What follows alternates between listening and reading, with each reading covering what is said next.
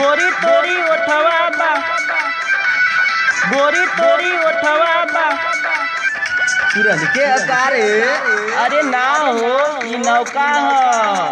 अरे गोरी तोरी ओठवा बा चटकहुआ, गोरी तोरी ओठवा बा चटकहुआ, आ जान मारे बिटिया ई लखनऊआ। गोरी तोरी ओठवा बा, गोरी तो के गुड मॉर्निंग कब बोली? जब तुम चाहो। सवेरे 7 बजे बोला तानी। इतनी जल्दी? अच्छा चल 10 बजे बोला तानी। 10 बजे तो मेरा कॉलेज है। हाँ तो 2 बजे पक्का हैप्पी न्यू ईयर बोलब। 2 बजे लंच टाइम है। जानू 8 बजे बोल दे नया साल मुबारक हो। 8 बजे तो मेरा फेवरेट सीरियल आता है। हाँ तो क बजे बोलब तो हरी माई का नया साल मुबारक। नेत धर्म से जे बहरा ना कमैबा,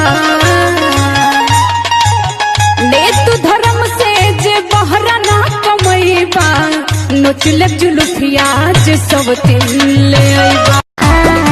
ए गोरी तोरी पुरान के हकाए ब्यास। अरे ला नया सुना। ए गोरी तोरी चुनरी बाछल कहुआ, जान मारे लहंगाई लखन हुआ।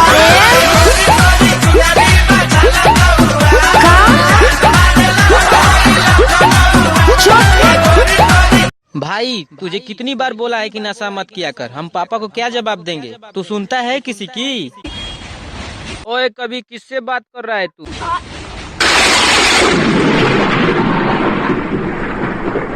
अपना तू सदियों जन्मों का नाता है, जान से जान को।